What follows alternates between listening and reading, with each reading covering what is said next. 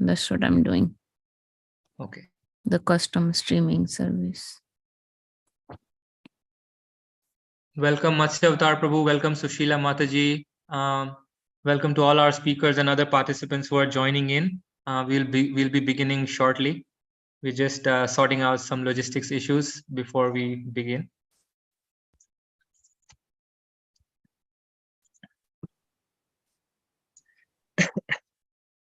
So I'm admitting everybody. Also, Mataji, can you just make sure that everybody is on mute and they remain on mute till they raise hands or we give somebody permission to speak. Yeah, that's what I'm trying to do.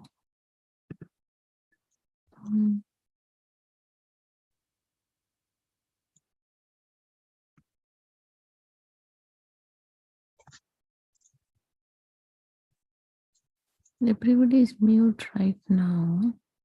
Mm-hmm. I have to go to the meeting, I guess, to do that. Maybe in security there's a... Yeah, it is not showing on security.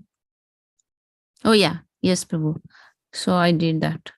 Unmute themselves, I unchecked, so they cannot unmute themselves.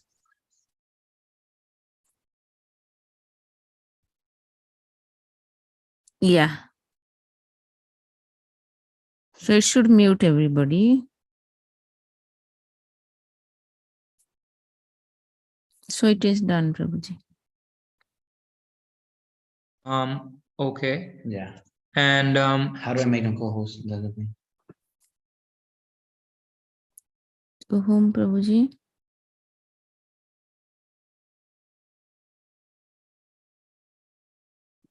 Anybody else I should make co-host? so I think maybe maybe we can make all the speakers co-hosts already, just so that it's convenient. So we you already made Sushila Mataji the co-host. Mm-hmm. Then you can make Matsya Avatar Prabhu co-host as well. Okay, let me. And because he is already here and he is the second speaker for the session. Yeah, I did. And I think Gandharva Prabhu is still not here.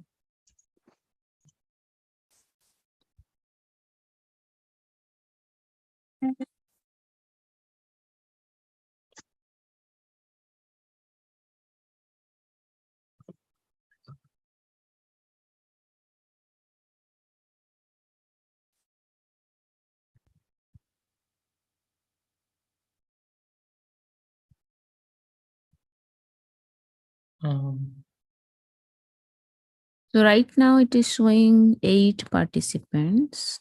Mm-hmm. You cannot unmute, right, Prabhu? Did you check? No, co-host can unmute, but others cannot, I guess. Yes. Yeah.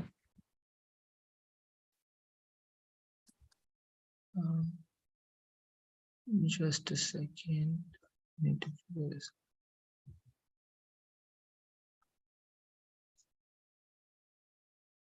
Now it is coming Ministry of Education. Maybe this is Abhay Prabhu? Yes, that's right. Okay.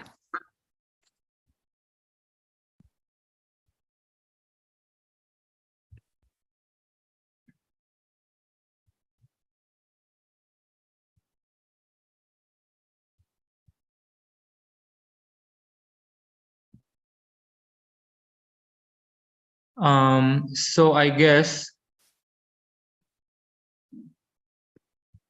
I think Tapan Mishra Prabhu also just joined us. Yeah. So Mataji, are you going to be playing Srila Prabhupada's audio clip, or Prabhuji, you can do that. I don't know where is it. Okay. Okay, sure, no problem. Sorry. No. Yeah.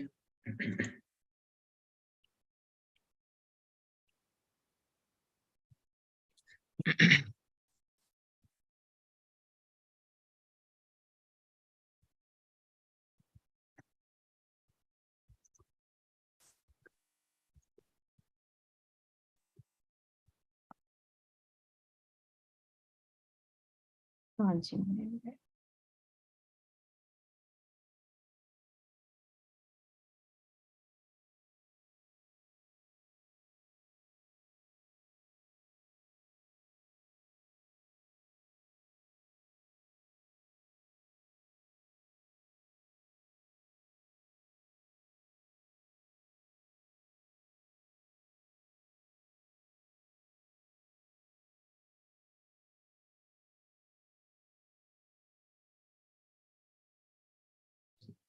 Also, Mataji, I think only the actual host can make others a co-host. So, are you going to be there for the duration of the session? Because we will need to make the other two speakers co-hosts, and we will not be able to do it at our end.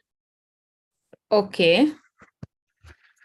Because co-hosts do not have the right to make somebody else a co-host. Only the main host can do that. I see. Okay, Prabhuji, So- then. Yeah, Yeah, if I'm so- not able to stay, if I get some calls, then I can make you co-host. Is that okay? No. That's like, even if you make us the co-host, as co-hosts, we do not have the right to make any other participant a co-host. No, That's the if I problem. make you the host, I asked. Sorry. Oh, yeah. So in that case, please make Kripa Prabhu the host, Okay. because he will handle all the tech part. Yeah. Okay. Yeah. Yeah, as long And as I can stay, I will. Otherwise, Yeah. yeah.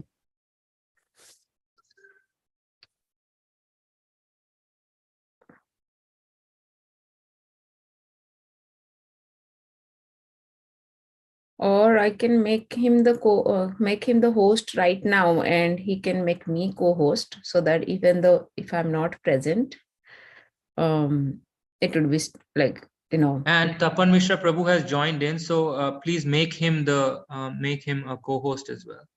Okay.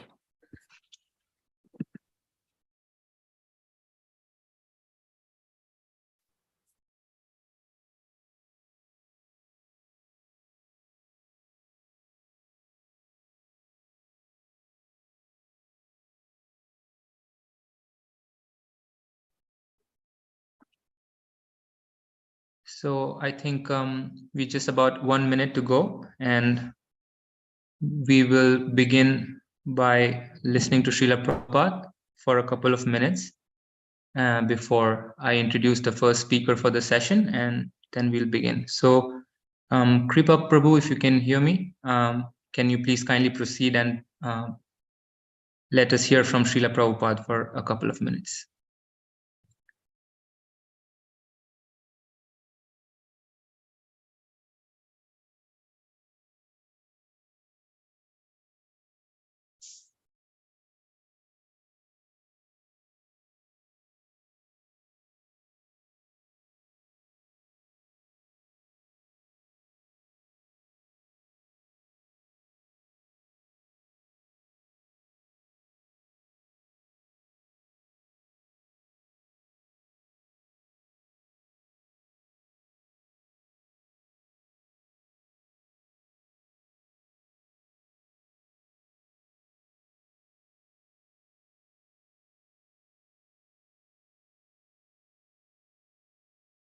The audio is not coming. Kripa Prabhu, are you there? We are unable to hear anything.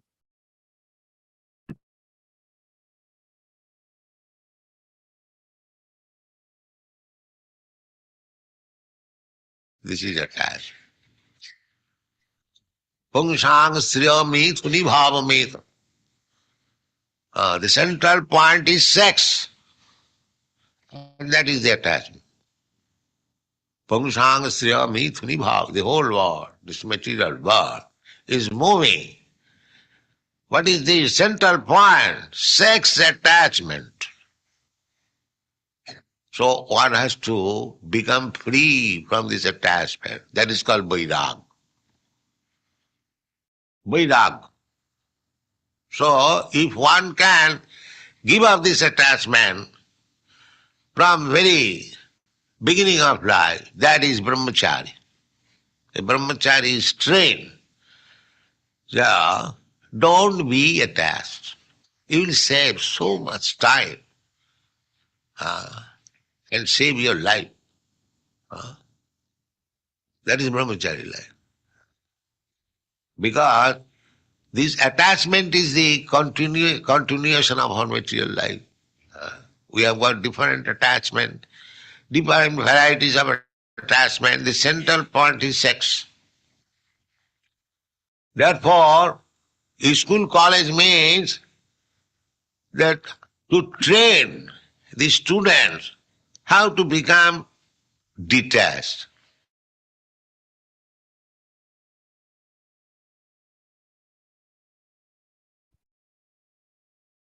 Hare Krishna, I hope I'm visible to everyone. So on that note, we begin our session, the second session for the day. I would quickly like to introduce our first speaker, Her Grace Sushila Devi Dasi.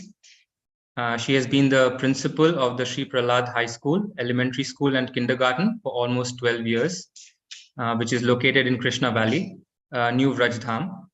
She has 20 years of experience in teaching children of all ages.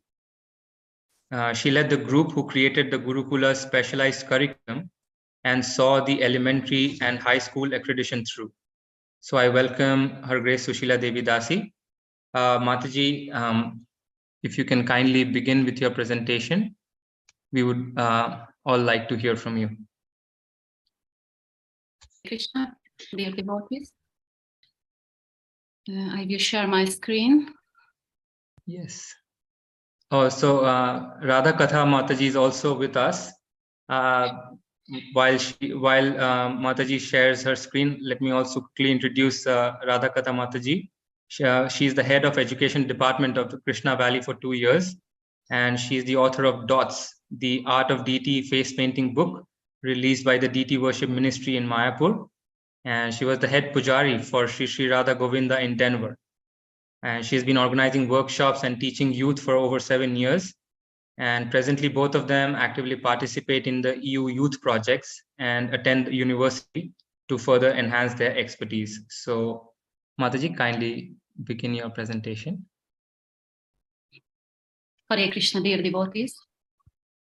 We would like to introduce you to our Sri Prahlad Gurukul, located in New Vrajdham in Hungary.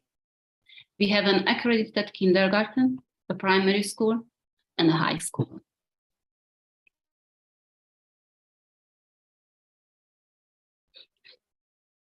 The history of our Gurukul. Krishna Valley was purchased in 1993. Besides the construction and organization of the village and the community, children's education had to begin as well. At that time, there were only a few children. They were homeschooled and had to take exams at the local elementary school. Devout teachers studied with them, but they did not have a designated school area, so they used whatever space they could find. As you can see in the picture, the children are sitting in a half-finished warehouse. It was a great relief when the first school building with 4 warm and fully equipped classrooms and the gym was built in 2002. And shortly after that, a second building was built, and the school was finally accredited, where we can teach our special curriculum. Currently, our education takes place in 4 buildings. We have a kindergarten and 3 school buildings, so we can arrange classes separately for boys and for girls as much as possible. Our experience has been really good with this arrangement. Boys have their own building where they're free to express themselves according to their nature. Also, girls are able to create their classrooms in a very girly way. They can decorate with curtains and cushions and flowers, and without having to deal with the boys' resistance. Our institution is headed by the school principal, Sushila Devi Dasi, and 2 department heads, one for the school and one for the kindergarten. And our school secretary is supporting our work. The Gurukul is one of the largest departments of Krishna Valley, including all the children, all the staff members, and we can say parents as well. Our teachers are very qualified and certified teachers. However, right now, 8 of them are currently involved in further studies, so that we have teachers of all kinds of specialties. Based on our alternative curriculum, teachers work together in study groups according to their fields of expertise to make sure that the education of our children is always up to date and best suited for their abilities and talents. We have built a very strong team and friendships within our faculties. And as leaders, we strive to ever strengthen this bond.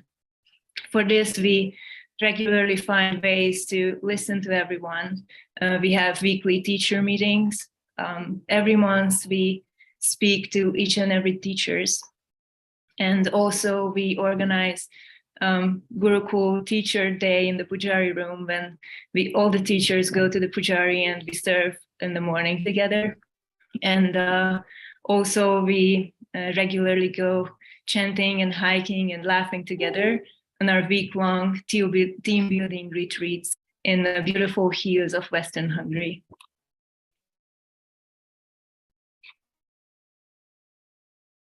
And now let's talk about our alternative curriculum, in which we are allowed to differ by 30% from the national core curriculum and teach Vedic subjects.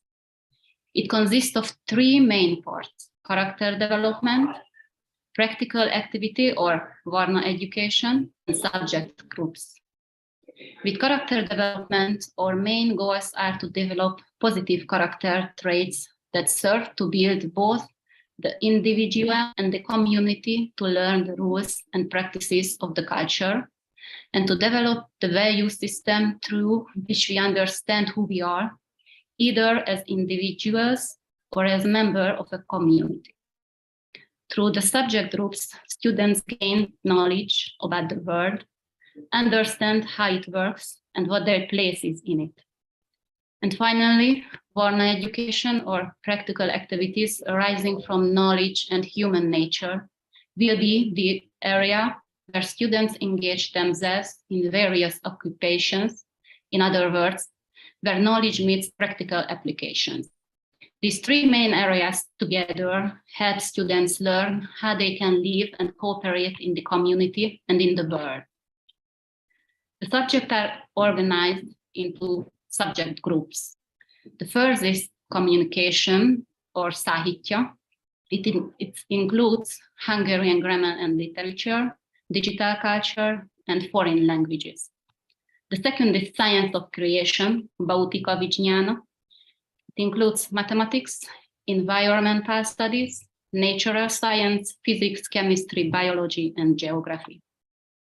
The third is arts, Kala, music, visual arts and culture, drama and theater, technology and design, physical education, and bhajan. The fourth is Vaishnava liturgy, or Svadhyaya, with Vaishnava etiquette, Vedic verses, shlokas, Vedic literature, and Sanskrit language. And the fifth is social sciences, Varnashram Dharma, history, civics, homeland studies, and community education. And also, a student can choose 3 from these subjects in high school. 64 arts, Vedic fire ceremony, yajna, liturgy, puja, Sanskrit language, Vedic prayers, mantra, and Vedic science. One of our most successful features in our school is Varna education, in which students get to know each of the departments and service areas in Krishna Valley. You can see some of the most popular departments on the slide. Boys tend to choose forestry, organic gardening, and Goshala is one of the big favorite. And also girls love the Pujari room, the shop, and also the Gurukul. Although last month we had to take the girls for blacksmithing because they were very upset that it was organized only for the boys. And so from age of 10, they receive some theoretical and practical education about the given department. From 5th and 6th grade children, they visit different departments of Krishna Valley with a teacher, and they see a demonstration of what's happening in that certain department. And also they get to try themselves or do some service there. And then for the older age group, from 12 to up, they, after this basic education, they choose 3 of their favorite departments, and they will serve there for 2 months, once a week, and go deeper in the service and knowledge of that certain department. This is a very great opportunity for them to try their aptitude and themselves from a young age in different activities and find what's their nature and what suits them. The experience also helps them choose their later career, and also ensures that the community have a younger generation who will learn and continue that service later. Besides Varna education, we also pay a lot of attention to spiritual education. Children can take part in temple morning programs during the week. We have Mangala Mondays when everybody participates in Mangala Arati. And then on the other days, we have teachers for the kids from 6:30 a.m. They chant together, they have a short lecture for the kids, and then they attend Diti greeting and go to school after that. Each of the Gurukul building has an altar, which is decorated by designated students every morning. And the classes start after morning kirtan and prayers. Once a week, we gather all together in the main building and chant japa together. Besides all the Vaishnava subjects that are built into their schedules, like puja or shloka, we have project weeks when children prepare for Vaishnava festivals. They gain deeper knowledge about the scriptures and often invite Sri Govardhan Lal from the temple for their mini festivals. And they're also very excited to participate in Srila Prabhupada Marathon. This year we organized a competition between boys and girls, and they're very, very excited. We heard news that they're doing really well this week.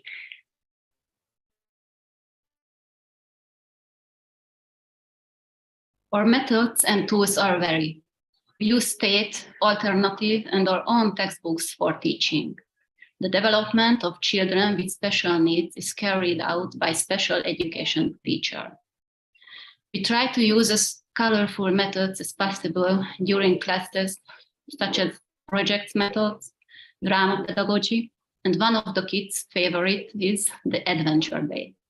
We create a story that is connected to a Vedic story. Last year we had Ramayana Day, and children have to find clues, locations to finish their adventure. In the summer, the boys learn survival in Drona camp, and the girls learn about the duties of a virtuous wife in the Draupadi camp. In this coming summer, we are organizing Ratha Yatra themed camps for boys and girls as well. The community of our children is very dynamic and enlivening. The operation of the student government promotes community building and self-organization of children. We also participate in international projects through the Erasmus Plus grants and youth meetings, where our children and other children from all over Europe, they can travel to each other's temple and center and do service together, have kirtans and all kinds of youth activities together. We also have a Yugala Sangam program, which is organized by parents, and they offer various spiritual activities and services for boys and girls alike. And this is a picture of our students in the Gurukul currently. During COVID lockdown, we also had to figure out how to reach our students online.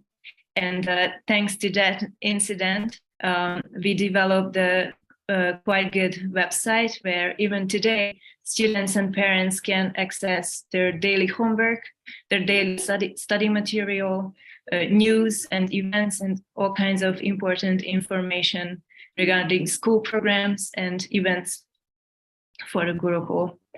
And we also started our quarterly Gurukul Chronicle.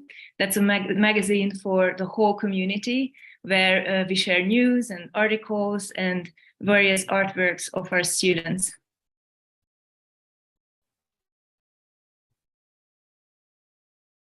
As any other school, or Gurukul has its own set of rules. For example, our students are required to wear uniforms.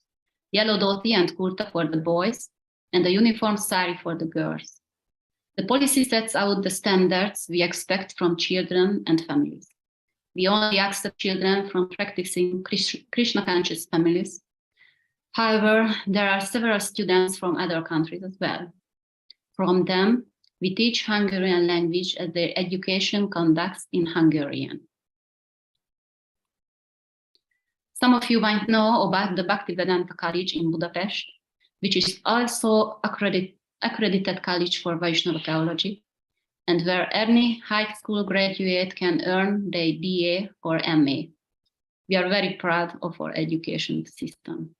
As far as we know, it is a one-of-a-kind opportunity for ISKCON's Krishna-conscious families to have their children educated in Vaishnava institution from kindergarten to master degree, or even a soon available doctorate. Thank you for your attention. Thank you. Thank you so much, Mataji, for your wonderful presentation. If at this point there are any questions from any of the audience members, please feel free to share them. I already see a question in the chat where someone is asking about the mathematics, whether it is being taught in the curriculum, and maybe if you could speak a little bit more about the mathematics in the curriculum. Sorry, I will speak Hungarian and Radha Mataji will translate because my English is so basic. Sure, no problem. Okay, thank you. Szóval, hogy a matematika is ugye része a nemzeti tantervnek, amit ugye alkalmaznunk kell. Mathematics are part of the national core curriculum that we must teach for children. És így tanítjuk nekik azt, amit kötelezően ugye kell a matematika tantárgyban. So we teach everything that is obligatory for them based on the Hungarian requirements. De nem csak a matematikában, hanem más tantárgyakban is a sásztra szemén keresztül próbáljuk tanítani a tananyagot. And in mathematics and also in other subjects, we try to teach it through Shastra or through the point of view of our scriptures. Ez a matematika esetében azt jelenti, hogy például olyan tehát a feladatokat átírjuk olyan szövegre, ami a sásztrához kapcsolódik, vagy a Krishna tudathoz. So for mathematics, they usually have this text exercises. So it's always connected to some kind of Vedic matter or a Vedic topic.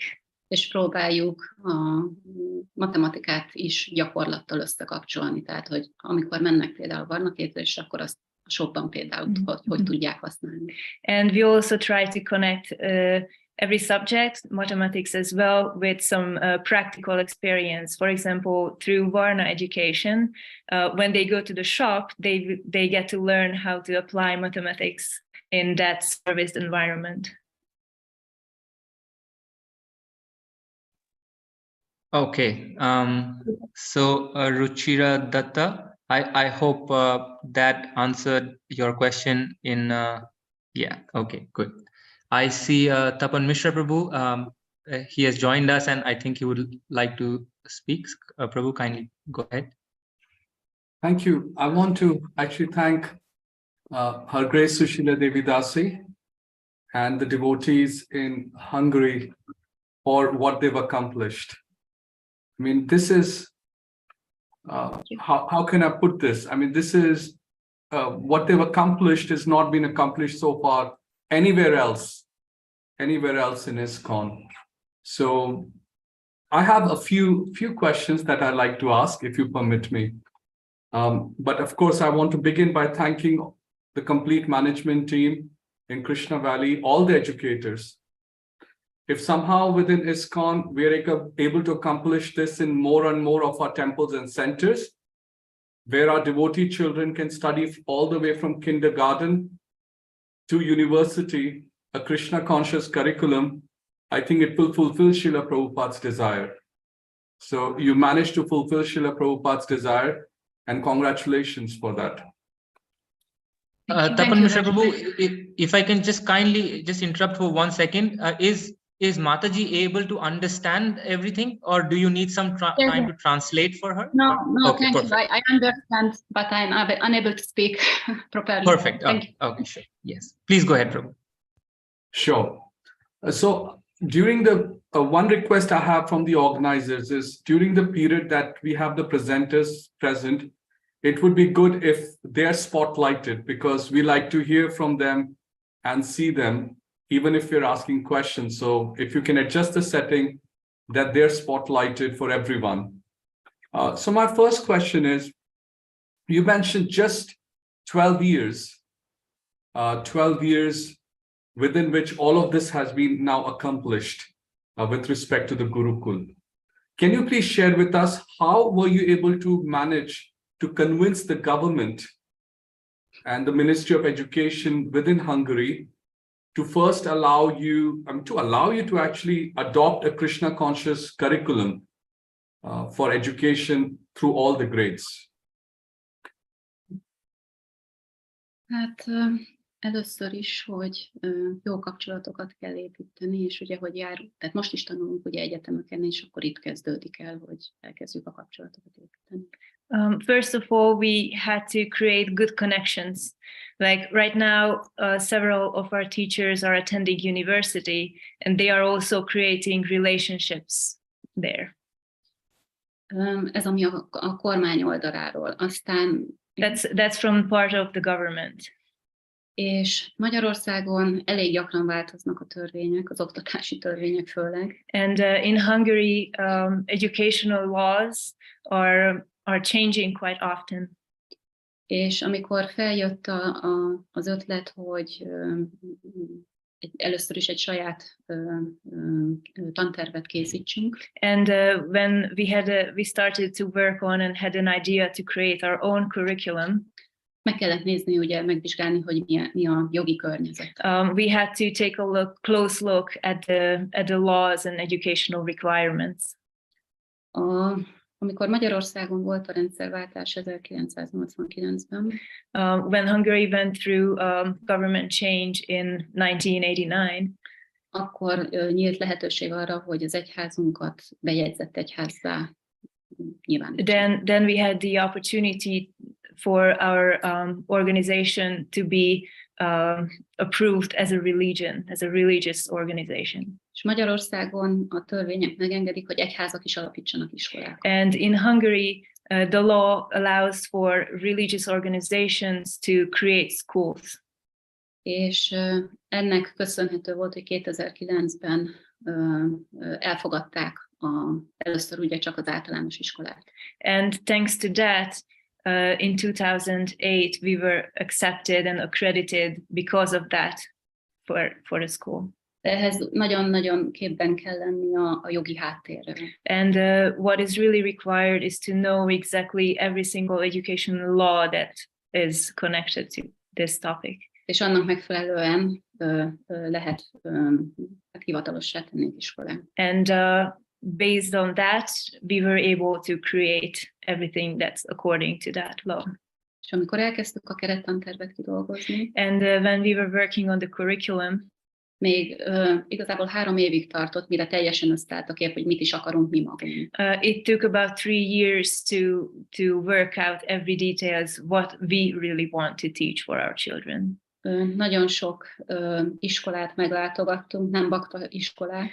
We visited a lot of schools in the country, all kinds of schools, alternative schools, state schools. És onnan próbáltunk ötleteket gyűjteni. And we collected ideas from them.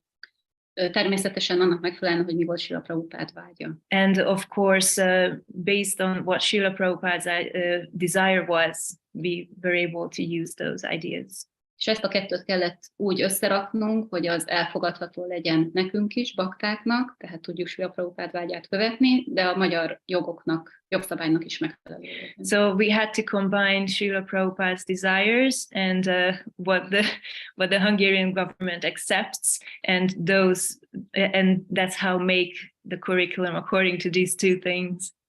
És a harmadik év végén, amikor már ott álltunk, hogy beadjuk az engedélyt, megváltozott a törvény. And right when we finished with our curriculum after 3 years, and we were ready to present it and file for approval, they changed all the laws regarding to education in Hungary. Ami szerencse volt, mert hogy kedvezőbb lett. And it was actually really good because it became easier. They allowed more. Előtte körülbelül olyan 5 millió forint lett volna, hogy ezt az egészet engedélyeztessük, ezután pedig 0 forint volt. Before it was going to cost about 5 million forints, which is about $20,000 to have this application go through, and then they changed it to be free. És ezt úgy Krishna elrendezésének láttuk. So we thought, oh, that was Krishna's arrangement. És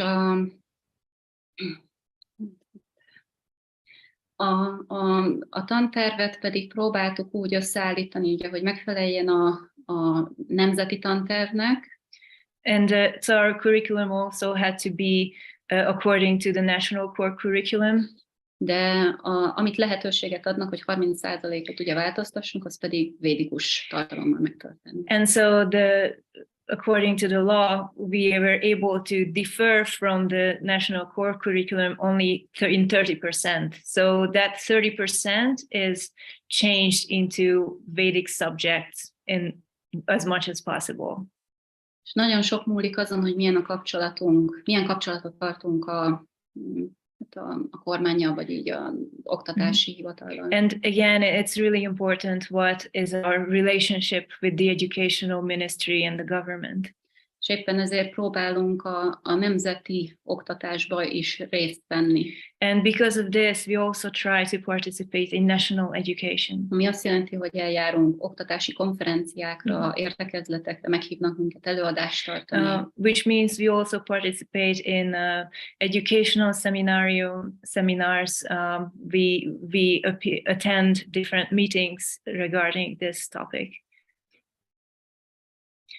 And we also became a national talent point this year. We are accepted as Krishna Valley Talent Point nationally. Thank you so much. Many, many congratulations to you all for your wonderful service. And the ministry would really seek your support to help other parts of the world also, develop a similar curriculum for their schools. So we'll be in touch. Thank you again. Hare Krishna. Thank you, Mama. Hare Krishna. Hare Krishna. So now we would like to proceed to the second speaker for our session, His Grace Matsya Avatar Prabhu. As we all know, he's a disciple of Srila Prabhupada. He was born in Italy in 1945. After graduating from Florence, he began his apprenticeship under an antiquarian of international reputation, esteemed by prestigious art museums. In 1967, he launched his professional interior design firm, through which he would collaborate with major Italian and international private clients, and some of the most highly regarded Italian and international industrial firms in the field. In 1996, he founded the Centro Studi Bhaktivedanta, a recognized non-profit cultural association. So I would like to now invite His Grace Matsya Avatar Prabhu to kindly give his presentation. Matsya Avatar Prabhu.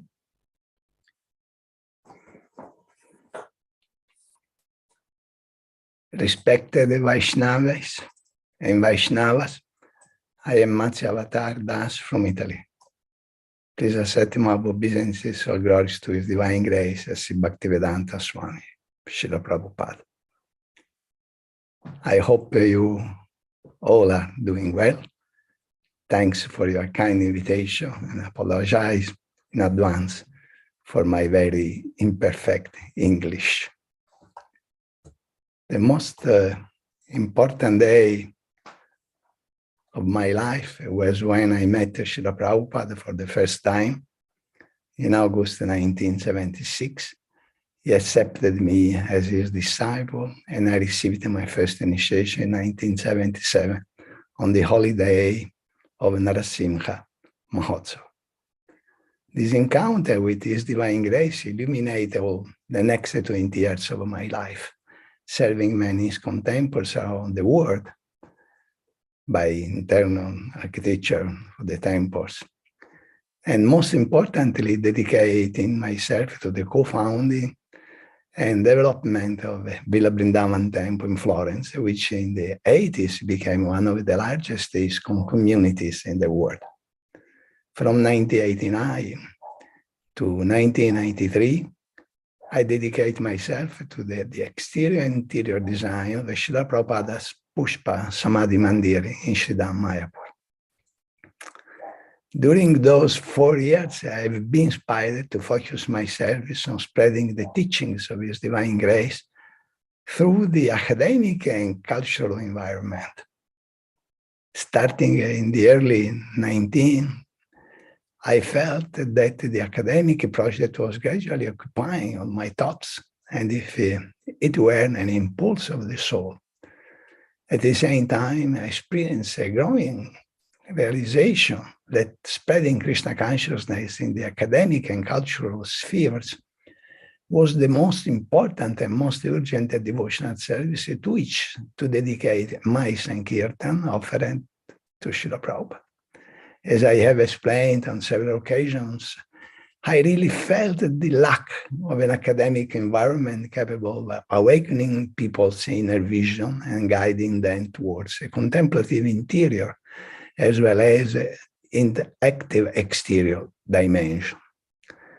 Although there were indology faculties were led by specialized professors, I wanted to bring back the spirituality, transcendence, salvation, eternity into lecture halls. It represents the mission of our institute today. We have been spreading teachings based on Vaishnava tradition through an academic method suited for Western culture during the last 27 years. All this comes from a dream and an increasingly pressing need I personally felt.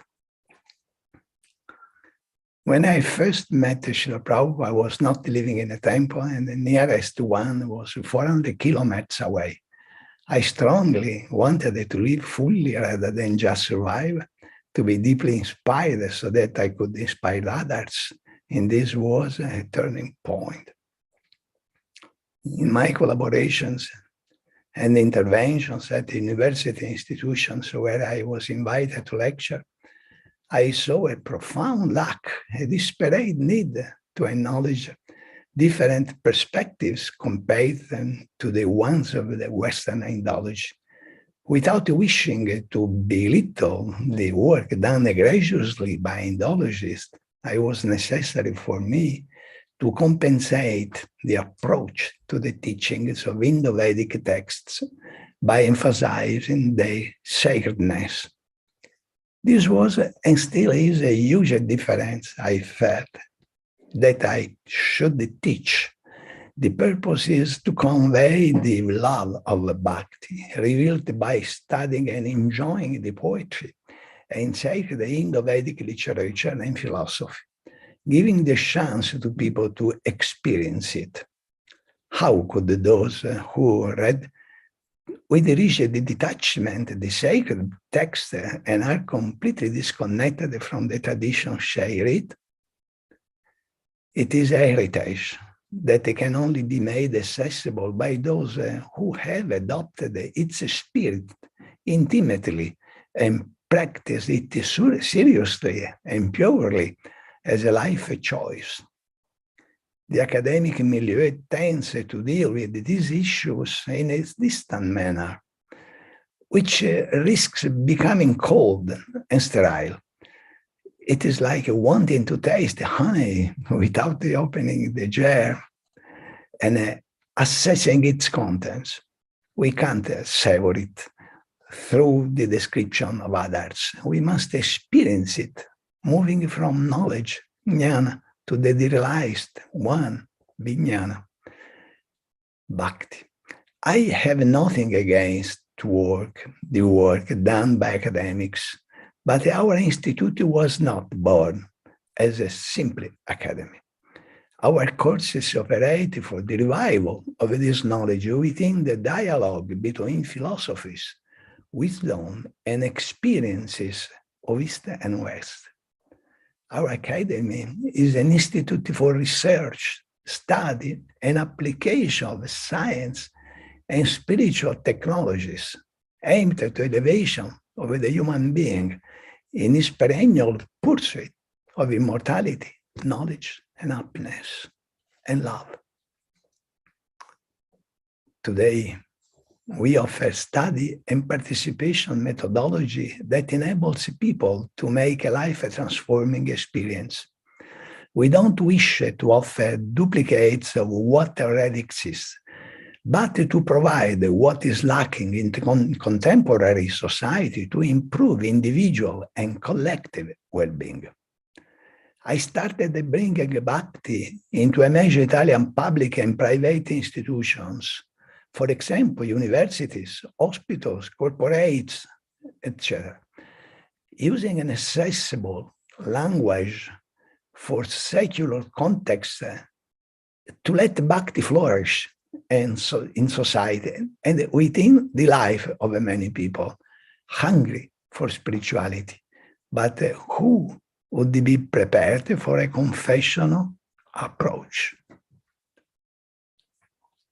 Among the most significant achievements, the teachings of Bhakti and Srila Prabhupada have been brought to prominent Italian universities, such as through 5-year academic course in the Department of Philosophy of Religions of the University of Siena, whose courses have been recognized by the Siena Education Board as also valid refreshers courses for education professionals and on all levels. To the main hospitals in Italy and to the psychologists professional associations by giving lectures related to continuing medical education, training courses accredited by the Italian Ministry of Health for doctors, psycho-oncologists, and healthcare professionals, to public schools, to the Italian Parliament, and to hundreds of cultural institutes, trade associations, social religious institutions.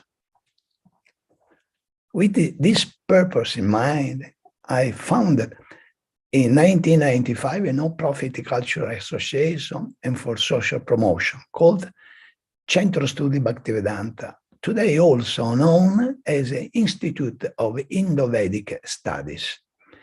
With the approval of the ISKCON Italian National Council, together with the support and appreciation of many brothers from abroad, the Institute, located in Tuscany, it is an independent body, although within ISKCON milieu, aimed to serve it. It is named after Bhaktivedanta Swami Srila Prabhupada and is dedicated to him.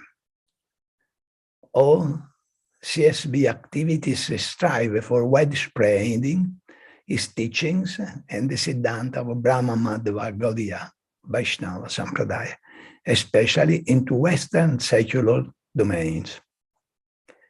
Today, Centro Studi Bhaktivedanta is recognized by the MUR, Italian Ministry of Education, Universities and Research, providing accredited training courses for teachers and Italian school staff in accordance with the Directive 120/70/2016.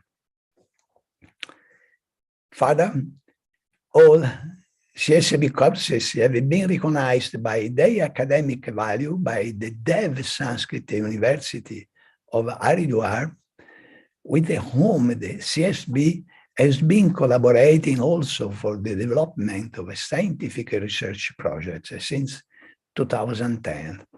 And GLI University of Mathura, both universities are recognized by the Indian government. Centro Studi Bhaktivedanta aim is to preserve the holy scriptures and traditions of the Vaishnavas, the Vedas, Upanishads, Puranas, Itihasas, Yoga Darshan, and Ayurveda, to study them, following academic methods in their historical and philosophical context. Thus, we foster an intercultural dialogue between East and West, between tradition and modernity, by means of a contemporary languages and a suitable methodology for nowadays issues. To start with, we edited our own books, quoting and adhering to the ancient sources in a coherent way, maintaining the authenticity of the original teachings and always referring to them, who we don't make any course books commercially available, but rather accessible only to our students. Our distance learning programs, today available in multiple languages, are targeted for adults. Our methodologies are flexible and accessible to everyone in order to make available the universal values, knowledge, and practices of the Bhakti Yoga tradition through qualified educational paths and the comfort of home studying. Courses allow for the attainment of official certificates for both a personal and professional development and are coordinated by our 4 academic departments. Department of Indo-Vedic Studies, distance learnings, courses in traditional science of yoga and human resources. The core of our institute is represented by the Department of Indo-Vedic Studies. The department offers courses at various levels, in person, online, in different academic fields, such as psychology and philosophy of the Upanishads, of the Bhagavad Gita, of the Vedas, of Vedanta, of Yoga, Darshan, etc. Combining academic rigor and personal self-discovery, these courses enable people to find deep intellectual satisfaction and empower them to engage in ancient wisdom in their practical activities today, taking full advantage of life's opportunity. The courses contains a focus on the Siddhanta of the Gaudiya Vaishnava tradition within an intercultural dialogue between East and West through different perspectives and a suitable language for contemporary society. In this manner, our institute takes up the task of accompanying the spiritual traveler who envisions a metaphysical destination throughout our 9 academic paths towards the achievement of his highest personal aims. Students thereby discover the sense of life and of self-realization on a path of academic subjects and constructive exchanges with professors. Many of them are devotees, increasing their sense of responsibility by focusing on the real purpose of their journey as incarnated beings. Department of Yoga and Ayurveda, online and on-site, training courses for yoga teachers, the Yoga with Love method, developed by the CSB Yoga Department, has been approved by national sporting body as a CONI, recognized discipline.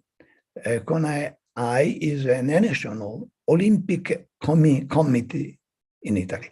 We offer high quality and professional yoga teacher training courses enabling people to learn the original discipline of yoga with specific subjects of study, like psychology and philosophy of Sankhya and of Yoga Darshan.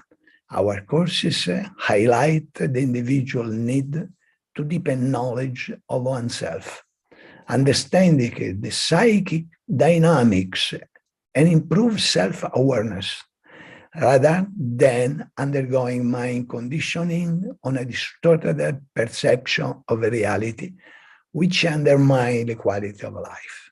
Conscious of our bridging role between East and West at the Department of Yoga and Ayurveda, we aim to nourish this inherent ability to discern between reality and appearance with suitable words and modalities for the Western world. Our intent is to cleanse yoga from any contamination that has denaturated its spirituality and restore its authentic splendor of the source, Vedic source. The same refulgence that illuminated Carl Gustav Jung's search for the self, Jung, who is considered one of the most authoritative sources of Western culture, found inspiration in the study of the Vedas, Patanjali's Yoga Sutras, and the Bhagavad Gita, thus reformulating new techniques and theories of a depth psychology. He affirmed in his writings, yoga is the most eloquent expression of the Indian spirit, a spiritual achievement that represents one of the greatest things ever created by the human spirit. He thereby led his students to the conclusion that the experience and realization of the self is the authentic goal of Indian yoga, recommending to study the philosophy and psychology of yoga, from which we can learn many theoretical fundamentals of practical utility. Department of Relational Counseling and Spiritual Assistance based on Bhakti Yoga Psychology. Online, on-site, training courses to become a counselor. The training and development offered through our Bhakti Vedanta counseling and spiritual care courses reflect the necessities of integrating theoretical knowledge and practical experience based on the art of listening and speaking from the heart, the role of empathy in helping relationships, the alleviation of conflicts and communication across differences, with their practical application in contemporary society. Teachings are rooted in Vaishnava tradition and are adapted to the needs of a fast-changing society, giving special attention to the accompaniment of the end of life. These courses are meant to give the right perspective to those who are terminally ill,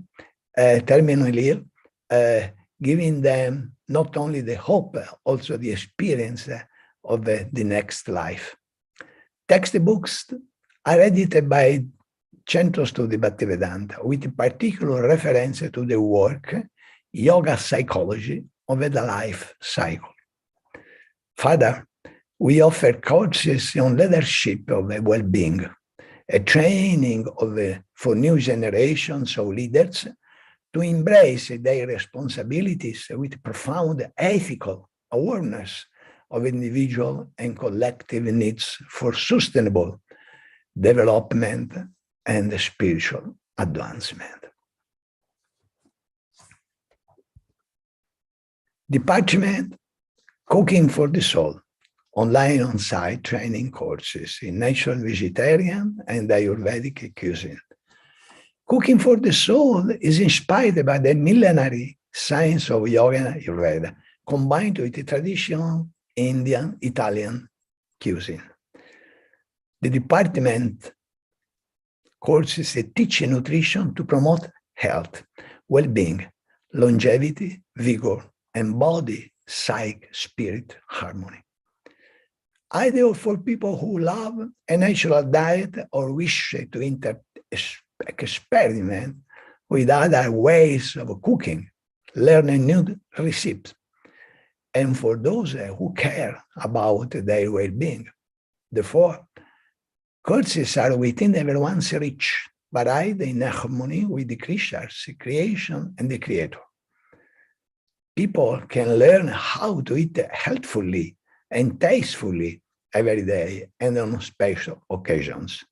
But what counts the most is that practical workshops of the participation of star chefs who became devotees, who have contributed to the dissemination on a large scale at the highest level of Vaishnava philosophy, spreading the culture of prasadam as the sanctified food offered to Lord Shri Krishna.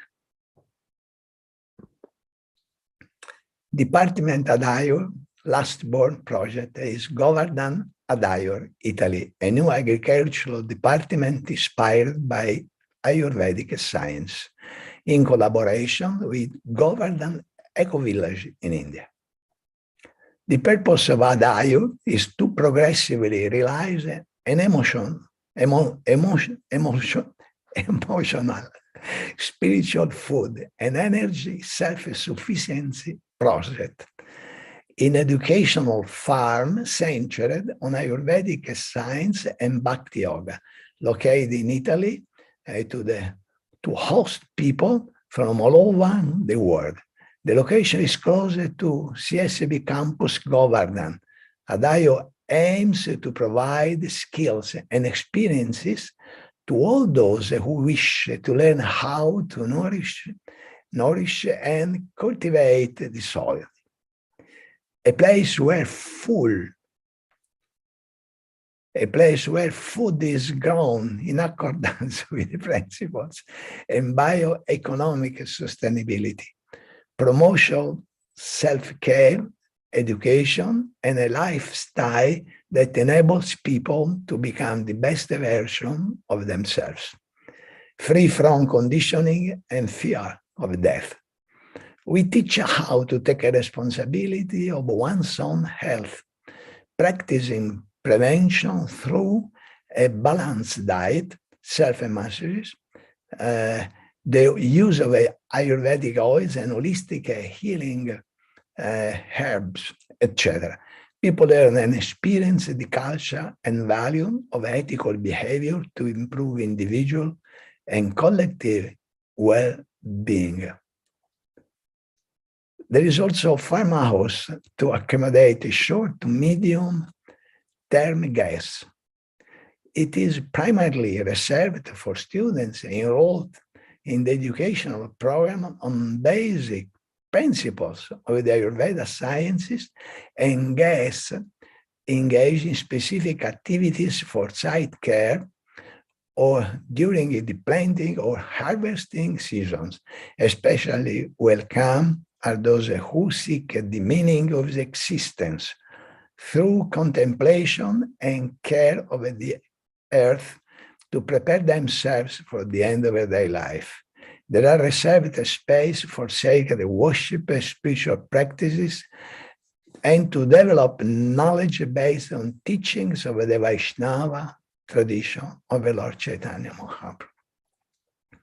Among services and facilities at our campus, there is also Shanti Ashram with rooms dedicated to our students, now about 400 people, 400 students, I mean, for short to medium term stay.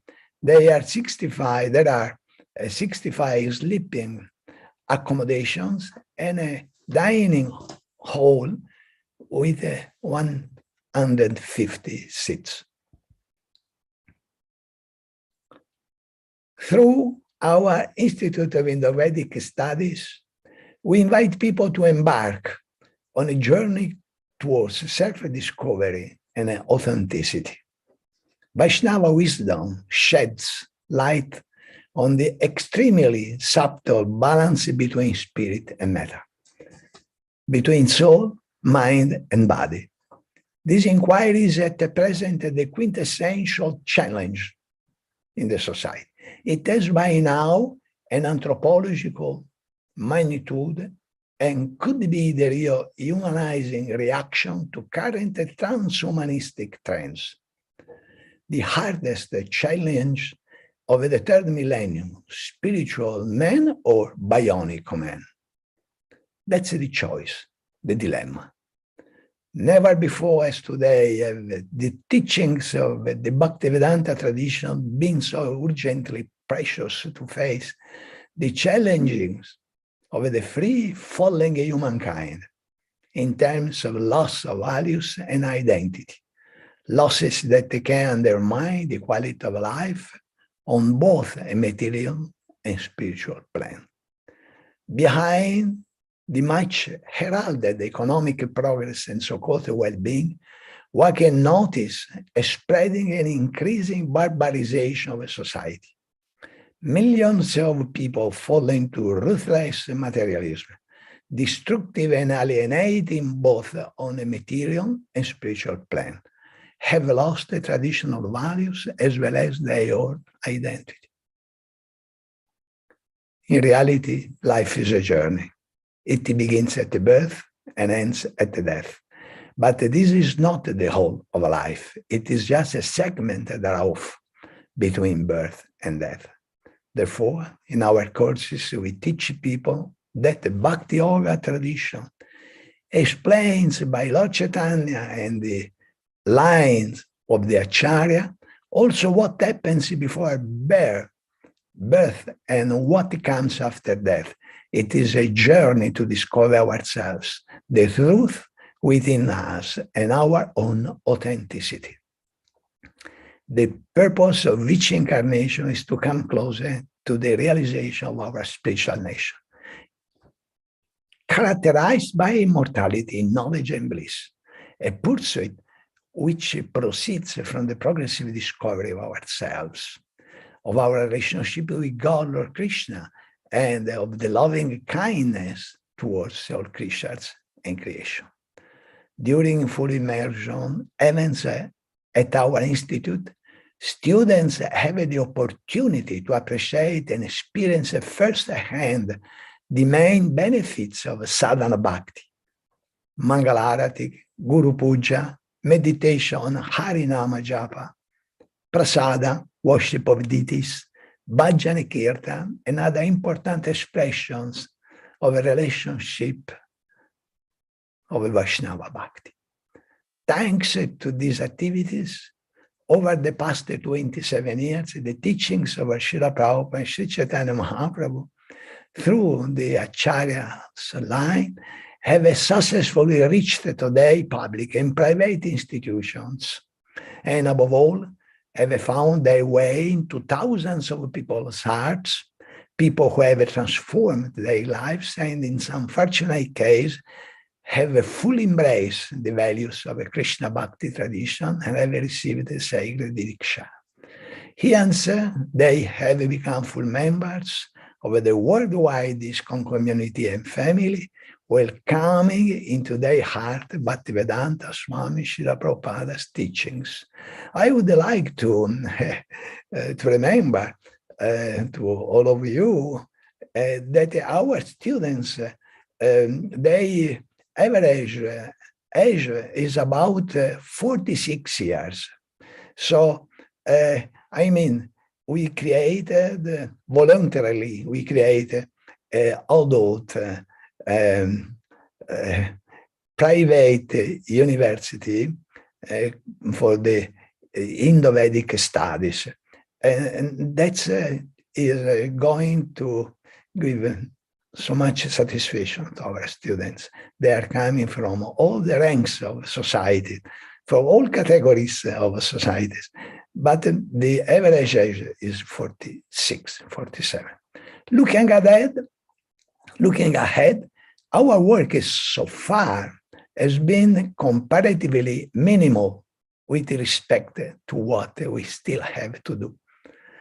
We have saw the seeds of important concept and of a righteous conduct, jnana, vijnana, and sadachara. In order for the sown seeds to fructify in the barren lands of the Western countries, of an ever more westernized, relativized, scientific, and atheistic world,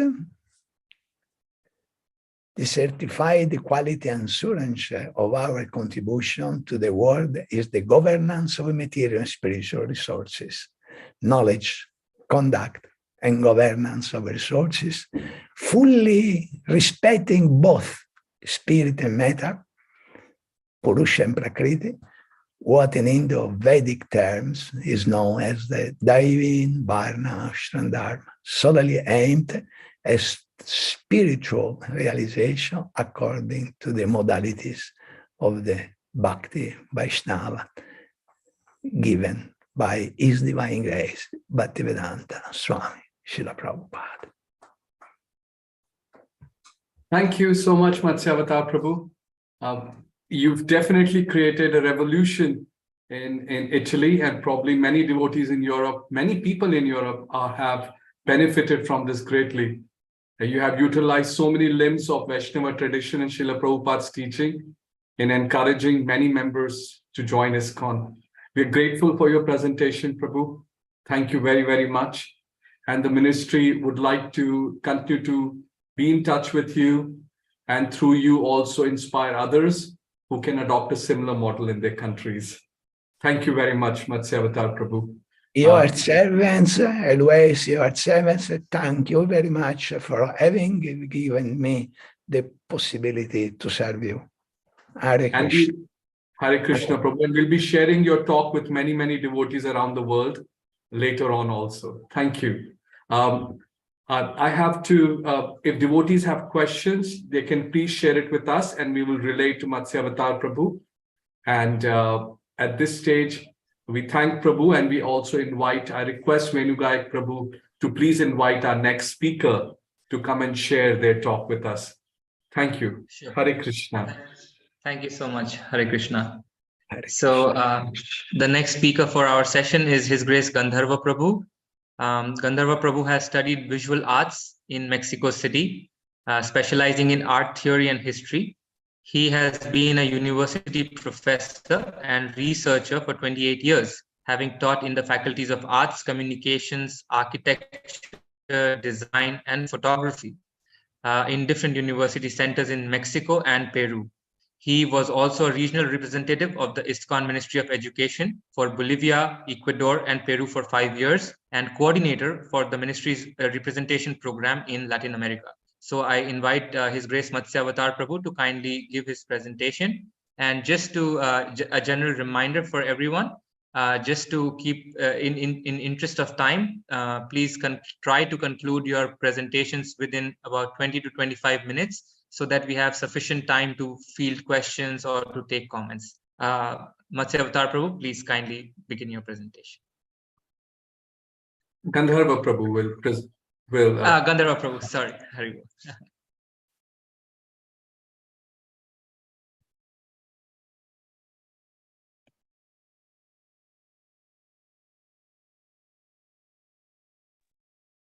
Prabhu, we are unable to hear you.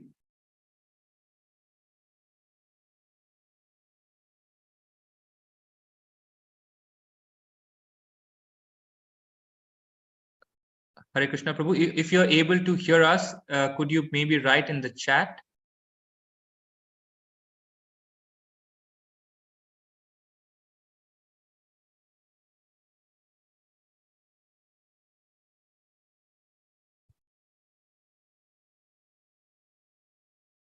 Okay, Gandharva Prabhu has written in the chat to allow Indra Sakima Devidasi to open her microphone. Kripa Prabhu, could you try and make that arrangement? Hare Krishna, can you hear me now? Yes, Prabhu, we can hear you now. Excuse me I have problems with my video cam, so I'm going to broadcast my presentation through this device, if it's not a problem for you. I'm Sure, going to Prabhu, share please go my. ahead. Thank you. I'm going to share my screen.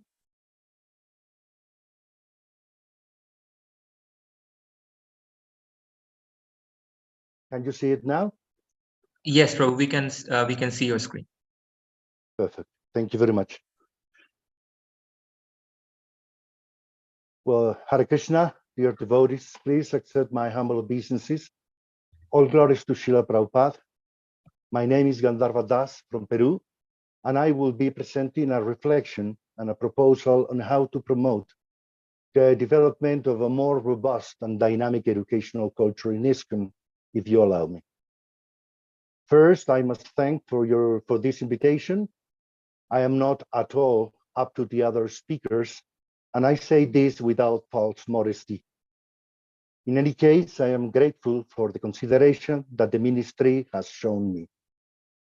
I would like to thank my spiritual master, Srila Hanumat Prashak Swami Maharaj, the Minister of Education, His Grace Tapana Mishra Prabhu, the officers of the Ministry of Education, those devotees present, and ISKCON members in general. I don't want to waste your time talking too much about my teaching experience and in the field of educational management and administration. But I have belonged to the academic community for almost 30 years, which has allowed me to comprehend in some remote way, to understand the dynamics between student and educational structures at the higher educational level. A relationship that must correspond in the most balanced way possible, adapting to each other. In the modern education, we can find that many educational programs tend to adapt to students' needs, which is very important because life has changed very much in the last 50 years. I can tell you that I have been able to verify that the teaching learning dynamics is part of a culture, far beyond creating conditions, making procedures viable, or being very thorough in the preparation of pedagogical material. Fundamentally, adult education depends on inner motivation rather than an efficient context. It is true that institutional, technical, and infrastructural factors are fundamental. But above these aspects is the desire, the motivation to learn. When such motivation is added to a certain way of proceeding, to a communication code, to the conformation of a collective, and to the identification of individuals with such group, we are talking about a culture. We have identified that those devotees who start and finish ISKCON academic courses are those who have great motivation, which allows them to overcome the demands of life and continue with their studies to the end. If we compare those motivations that promote secular students, where more and more time is spent studying to access a degree that allows them to compete, such as degree, postgraduate, master's, doctorate, specialized studies. If we ask ourselves why they study, they do so for two reasons. First, because it is part of their culture to study. Secondly, because it's the way they have to find a profitable job and contribute to society.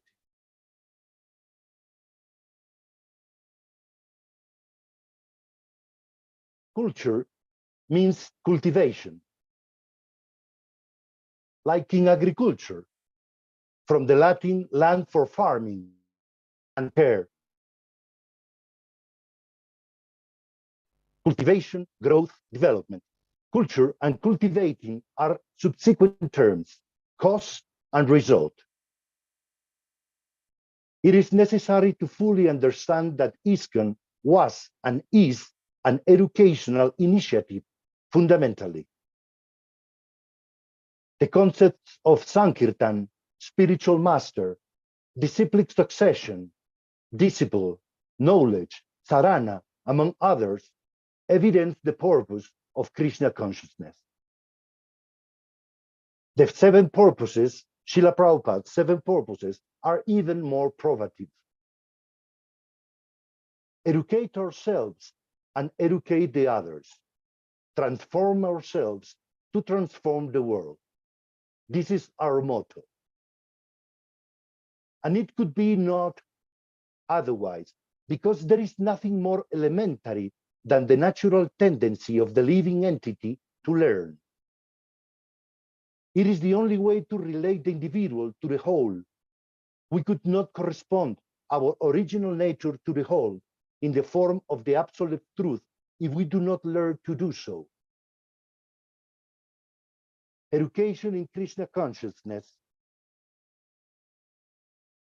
Education in Krishna consciousness unfolds basically in 2 interconnected aspects. Education for the soul, that which reminds us of who we are, who God is, his manifestations, energies, and expansions. And education to make this world a launching escape platform. The best use of a bad bargain, as Srila Prabhupada taught us in the Upanishads.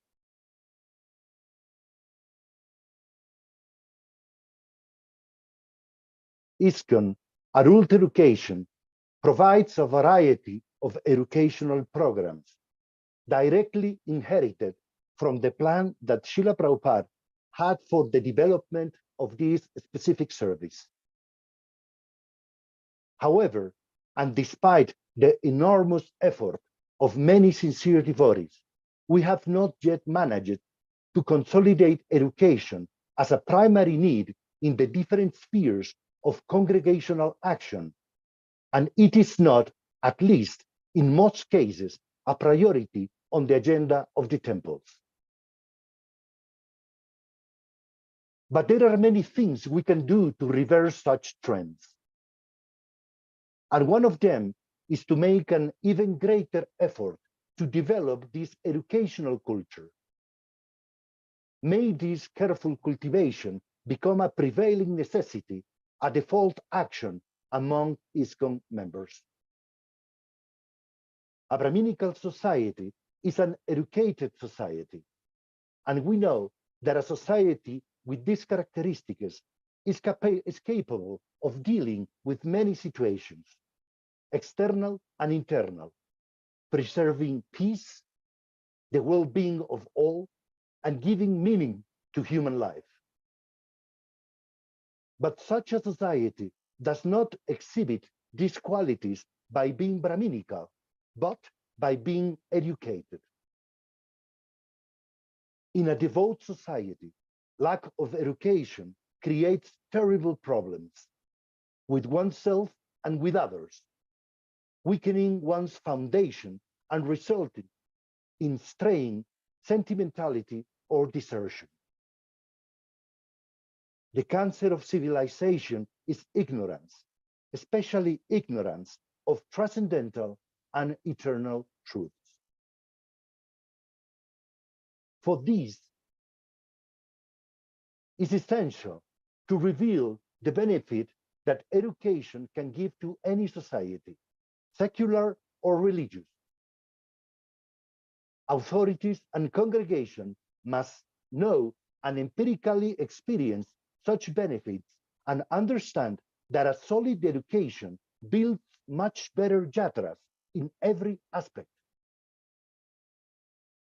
Knowledge, inspiration, real association based in Krishna Katha, a healthy space of trust and emotional management, and secure opportunities for the development of body.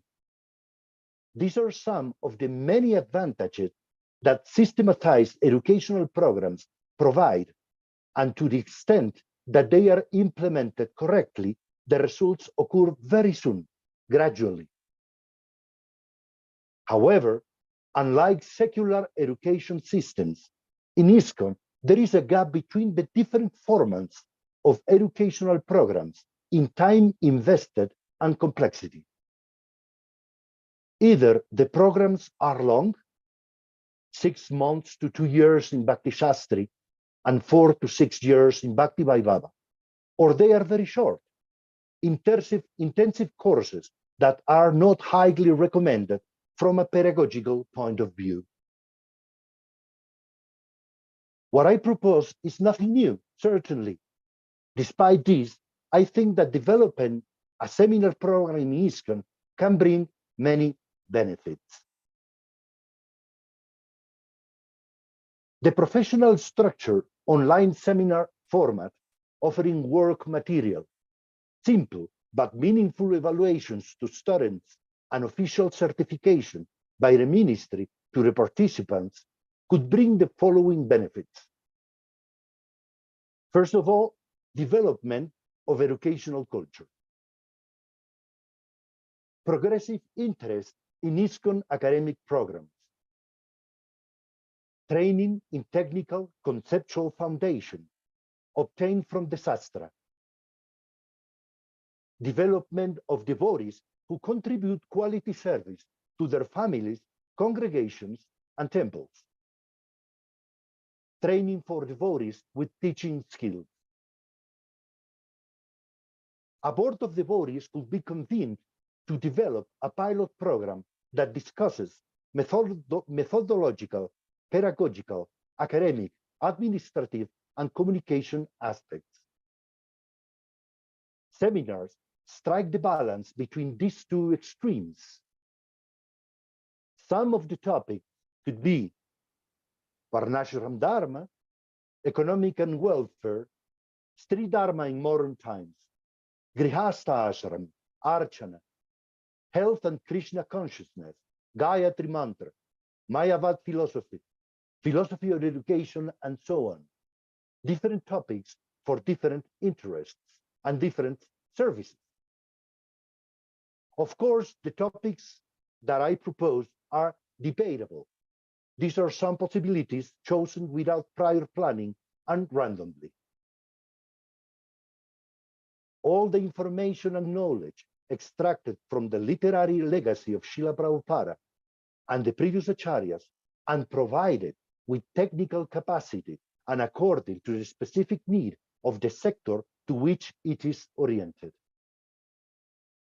Education for the 4 ashrams and varnas, education for all, academic, serious, and that contributes to the development of a critical and lucid intelligence regarding oneself and the world, and independently of the serving one executes.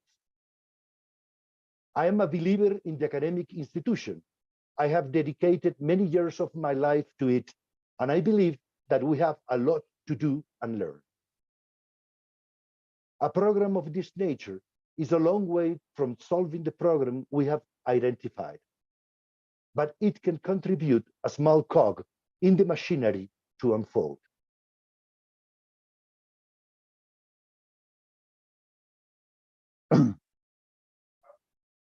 Srila Prabhupada said, if you keep people fourth-class men, then that is not advancement of civilization. Attempt should be made how a fourth-class man can be raised to the first-class position by culture and education. And then, the human form of life is a great asset, for in this life, one can fulfill the goal of existence. Unfortunately, however, because of a lack of education and culture, people are victimized by the false happiness of sex life. Both comments make the development of a cultural program based on education imperative. It is a mandatory responsibility and duty, especially for those of us who have access to a legacy of wisdom and knowledge that we fully know can contribute to the definitive solution to many of the problems that modern life exposes us to. An educational culture does not develop overnight because, like the good things in life, patience, wisdom, temperance, self-control, they require time to be produced and consolidated. In conclusion, there must be awareness of the need to implement an educational culture within the ISKCON cultural universe. Making culture means caring, and caring means attending to details continuously and uninterruptedly. Education should not be a privilege for some, but a necessity for all. In this sense, the educational apparatus in ISKCON must take care to demonstrate the benefits of education in the congregations and the way in which the best educated devotees perform a better service. We can implement new educational formats that target specific topics and develop an interest for further study through the existing academic programs in ISKCON. Thank you very much for your attention. Hare Krishna. All glories to Srila Prabhupada. Hare Krishna. Thank you so much, Prabhu, for your presentation. If there are any questions or comments from any of our participants from audience, from Tapan Mishra Prabhu, please do come forward before we move on to the next speaker. Well, I'd like to thank Gandharva Prabhu for his presentation, not only the presentation, but the effort that he's undertaking. Yes, Gandharva Prabhu, you're right. There is a need, there is a very strong need to encourage devotees by way of seminars so that they can develop the interest and intensity to study Srila Prabhupada's books and to study some of our other scriptural courses. So the seminars that you plan to prepare or you plan to bring in place are more than welcome. The ministry would like to support them. If you can please share with us what you have in mind, the details, then we'll try our best to support them. Gandharva Prabhu, could you please share with us what is the state of development of this project at the moment?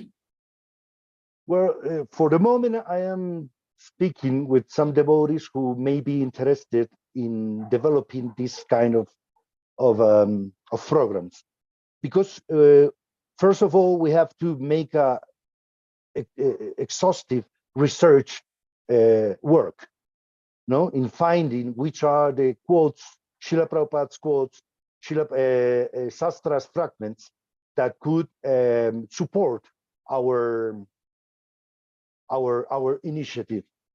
And then after, we have to recodify this information into facilitation formats. No, so it could be very easy for every devotee to understand, to study, to learn, to memorize some points, etc. No, so I will be in touch with you, Prabhu, dear Prabhu, and put you up to date of what are we doing up to date. Definitely, Gandharva Prabhu, it will be our pleasure. There's a question from Pancharatna Prabhu, and he said that recently he took a hermeneutics course that appears to be, this appears to be more like a seminar than a course. And his question to you as an educator, Gandharva Prabhu, is what is the core difference between a seminar and a short course? Okay, thank you very much for the question. There are not very definite limits between one format and the other. Okay, maybe a short course works like a seminar, and sometimes a seminar works like a short course. But according to my experience, a seminar involves a little bit more to students. No, they evaluate the students. Okay, they give some working materials. Okay, maybe a course is something more practical, but the seminars used to implement more theoretical aspects into their content. Okay, so maybe yes, maybe the hermeneutics course is more a seminar course than a short course, of course.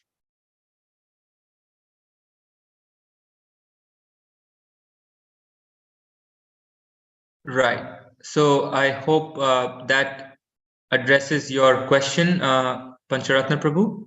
So if there are no further questions at this point, then we will move on to the last, but certainly not the least speaker for the day, Dr. Krishna Abhishek Ghosh.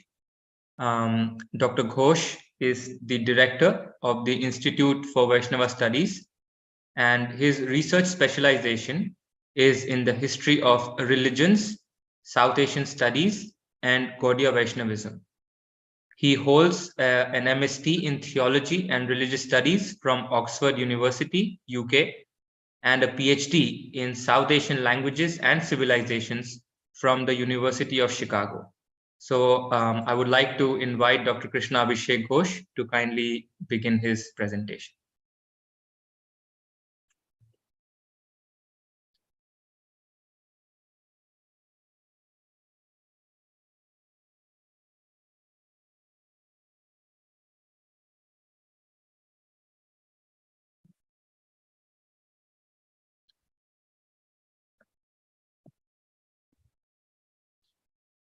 Prabhu, you are not audible to us, so maybe if you could kindly check whether you are on mute or...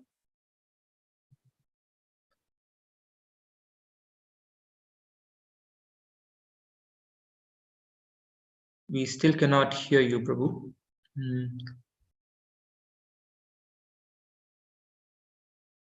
Yeah, I can see that you are on... Are you able to Yes, hear me now? perfect. Yes, Prabhu, we can hear you now. Let me share the screen. Are you able to see my PowerPoint? Yes, Prabhu, we can hear you and see your PowerPoint. Thank you so much. Okay. Thank you. So first of all, thank you to the Ministry of Education for organizing Viplavah this year and for inviting me to speak. Tapan Mishra Prabhu, thank you so much for your leadership. Venugayak Prabhu, thank you for planting the idea, and Abhacharan Prabhu, thank you for following up diligently and making sure that everything was in order. I'm very grateful to be here, and my obeisances to all of the Vaishnavas gathered here. So Venugayak Prabhu already said a few things for my introduction. I also edit the Journal of Vaishnava Studies, of which we're going to speak briefly. And we've recently founded a seminary here in Gainesville in Alachua County. In terms of my background, I've been a professor of world religions and Hinduism for some time. And my PhD was on the vision of Bhaktivinoda Thakur.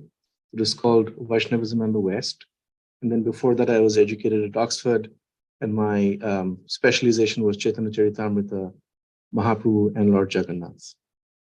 So this is something I often speak about in my classes. Did you know that Vaishnavas are the third largest religious demographic on planet Earth? There are about 1.2 to 1.3 billion Hindus. And according to scholarly estimates, and I provide the reference at the bottom of this image by Todd Johnson and Brian Grimm in World's Religions and Figures, that talks about Vaishnavas at about 700 million on planet Earth, which is right next to Sunni Muslims and Roman Catholics. And that's a tremendous figure. And in that sense, Vaishnavas are a sleeping giant. And by the grace of Srila Prabhupada, it has become very prominent in the Western world, but there is miles to go before we sleep. What we are doing here is kind of give a brief introduction to the academic research that's happening. Of course, there are many scholars around the world who are doing this, but the program that I lead, the Institute for Vaishnava Studies, was launched in 1980 by several senior disciples of Srila Prabhupada, including Ravindra Swarup Prabhu and Garuda Prabhu. It was formally registered on December 13th, 1982, and there were several Harvard faculty who were on the board. In 85, it received a major Smithsonian grant to run the Matsya project that preserved by microforming more than 100,000 pages of rare Vaishnava manuscripts. Right? So the IVS has been a pioneer in the field, trying to save the history and legacy of the broad Vaishnava traditions in India. And in this sense, it has been fulfilling the dream of our previous acharyas, especially Bhaktivinoda Thakur, Bhaktisiddhanta Saraswati Thakur, and Srila Prabhupada. In particular, Bhaktisiddhanta Saraswati Thakur wanted the Gaudiya Vaishnavas to become a glue that makes or brings together the other four sampradayas. And if you go to his temple in Mayapur, in Brajapattan, you will notice there is a central deity of Radha, Gandharvika Giridhari, and then four acharyas in the four corners. Right? There is no other temple in India that brings together the four major acharyas of the Vaishnava sampradayas the way Srila Bhaktisiddhanta Saraswati Thakur did it. So the IVS is created to fulfill his vision. In 1992, the Journal of Vaishnava Studies was founded, and it has been running continuously for 30 years. It is the oldest journal in the field of Hindu studies in the Western world, and perhaps the whole world. Now, there are about 2,000 Christian periodicals, and there is only one Journal of Vaishnava Studies, right? And that also tells us the amount of work that needs to be done, right? In 2021, the IVS relocated to Gainesville, Florida. Previously, the director before me was Professor Charles White, who was at American University in Washington, and the IVS was hosted at that university. And since I took over, and Brahmatirtha Prabhu is here actually, so he's our CEO and HR. In 2022, we received authorization from the Florida Department of Education to start enrolling our first research fellows. And we've started a master's program, a master's in divinity, and it's an interdisciplinary, flexible research master's program where we are training people in the theology and the practice of Vaishnavism. Last year, we participated along with TOVP in creating the Sampradaya Summit. And it was on the day that Srila Prabhupada's Murti entered the TOVP. And Gauranga Prabhu and others brought together the acharyas of various Vaishnava Sampradayas. And I assisted in bringing together scholars on these four Sampradayas. And it was a wonderful event, and you can, the video is there online. You can check it out. And then this year, we did a major conference at Yale University, co-sponsored by the Macmillan Center on Vaishnavism as fine literature. Right? And the top scholars in the field came together to discuss Vaishnava poetry and texts from across the four Sampradayas. The Journal of Vaishnava Studies is published about 2 times a year. It's based on particular themes. You see the 2 latest issues there. And if you want to subscribe, you can drop a note at journal@ibs.edu. And this is the Institute, right? And the Institute is an academic program. What we are starting in 2023 at Santa Fe College, and I'm actually sitting in this building right now while I'm speaking to you, is the International Vaishnava Seminary, also known as Yoga Seminary. And while the Institute is focused on academic study of Vaishnavism, the seminary focuses on Vaishnava care and education. And it's a vocational training program. Our motto is to enlighten, empower, and then engage Vaishnavas. Right? And we call it International Vaishnava Seminary because of my connection with the estates of Srila Bhaktivinoda Thakur, and they have encouraged me to do this, and they have opened up their doors for me to operate some of my programs. And our vision is to engage the spiritual principles and practices of Vaishnavism with mainstream global society to create lifelong learning communities based on compassion and empathy to be able to build a more sustainable planet. That's our vision statement. Our mission is to empower current and future generation of Vaishnavas to become independent global thought leaders and trained representatives of Sanatana Dharma. And our values come from Srimad Bhagavatam, from the story of the bull of Dharma and Mother Earth as the cow, which is Satya or integrity, Socha purity, Tapa endurance, and Daya empathy, which are the basis of the 4 regulative principles that each devotee follows.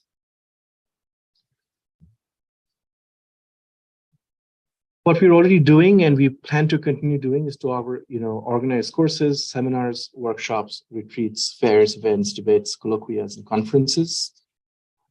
Teach graduate and postgraduate diploma and degree courses in Vaishnavism, yoga, interfaith chaplaincy, entrepreneurship, and sustainability. And currently we are working with Karuna Care, run by Rambhuru Prabhu, to develop our chaplaincy program, which is rolling out in June. Here is a broad spectrum of the offerings that we have already started and are rolling out gradually for the next couple of years. And our teaching model follows the Oxford tutorial model, where instead of just teaching courses, we work one-on-one with students, and we assign trained faculty with credentialed PhDs to work with individual students and mentor them so that they can manage their own projects and become leaders on their own right. And this is our flagship publication project, which I've been working on for the last 20 years now. Of all the materials that I've collected on Bhaktivinoda Thakur, I have found letters and journals and maps and photographs from his personal home, from his estates, that have not been shared with Vaishnava communities yet. And I think that many of the translations that exist are rough on the edges and it can be improved. And so we are building together a community of scholars who are actually working on this project. And we hope to gradually start giving out the collected works of Bhaktivinoda Thakur for 16 volumes in the years to come. And this is our flagship project from the Institute and the seminary. And so my presentation is quite short today. I just wanted to kind of give a brief overview and answer any questions that the Vaishnavas here might have. And I thank you again for inviting me to speak in your esteemed summit. Thank you. Thank you so much, Dr. Krishna Abhishek Ghosh. It was a really enlightening presentation, Prabhu, to see the breadth of the work that the Institute is doing. Very, very heartening to see, very inspiring, and work of the highest standard and the highest scholarly standards and quality, something that we should all aspire to, certainly. So if there are any questions, if anyone would like to make a comment, Tapan Mishra Prabhu, if you would like to say something, please go ahead. The floor is open. Thank you. Thank you so much for those kind words, Binodai Prabhu. Hare Krishna, Krishna Abhishek Prabhu. Thank you for making this presentation to all the educators. Prabhu, this is the journal and also the flagship project that you're undertaking is quite an effort. And I pray from Sridham Mayapur that you receive all success in it. Thank you. And, you know, the journals are already out. You know, they come out quite regularly. And so if people want to get access to them, please write to us and we'll make sure you're on our subscription list. Thank you so much. Many devotees will be inspired to do that. I remember trying to speak to Satyaraj Prabhu almost about 2 or 3 years ago, trying to see if there is some way that we at the ministry we can support this effort, because it's such an important journal that has been published at regular frequency. My question Krishna Abhishek Prabhu, is we do have the Bhaktivedanta Research Center Yes. in Calcutta, which you Yes. must be familiar with. The team there has collected several Vaishnava works.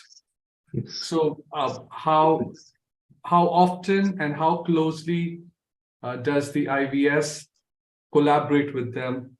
And in terms of, it's not easy what you're carrying out. So is there some collaboration that regularly happens, and also in terms of funding, etc.? Thank you. That's an excellent question. In fact, I was involved in a limited capacity in the early days of the Bhaktivedanta Research Center, discussing with Bodhan Maharaj, the first collection that came there. I was involved in the capacity of a consultant mainly. And I've been close to Gauranga Prabhu for a few years. Now, the Bhaktivedanta Research Center's goal is to cater to just limited audiences in terms of ISKCON, right? And it showcases our previous acharyas to the world community, and it's doing an excellent job. And I'm good friends with Balaram Leela Prabhu and others who are running it. The role of IVS is a little different. The IVS is focused on taking the message of Vaishnavism to major universities in the Western world. Those are two different audiences. That's the first thing. In terms of collaboration, I have collaborated in an individual capacity, and I'm in conversation with their leaders from time to time. Our focus is mainly North America and Europe, right? And the other thing is the Bhaktivedanta Research Center focuses on curating local manuscripts, right? Just within the Gaudiya Vaishnava tradition. Our focus is all four Vaishnava traditions, right? But the BRC is, a peer institution in the field. And I really wish it all success. I'd be very happy to see it grow. The IVS has been around since 1980, so it's the pioneer in the field, right? And the BRC came up in 2008, 2009. That's when Shyam Shukaji donated the building, and I was good friends with him. And in the future, I think our paths will cross many, many times. But I think it's just inevitable that happens.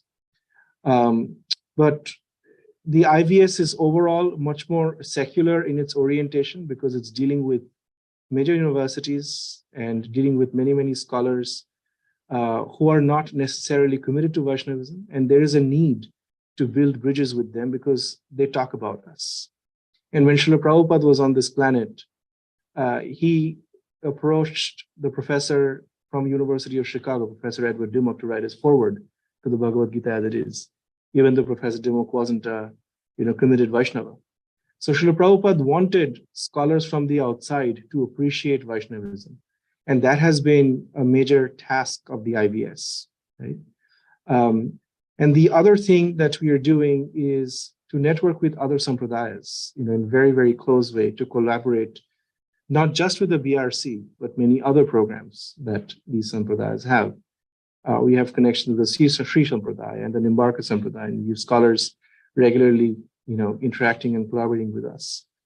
And so our orientations are different, but like in a Venn diagram, you have two circles and, there is a overlap. So between the IVS and the BRC, there are these overlaps. Right? Was I able to answer your question, Prabhu?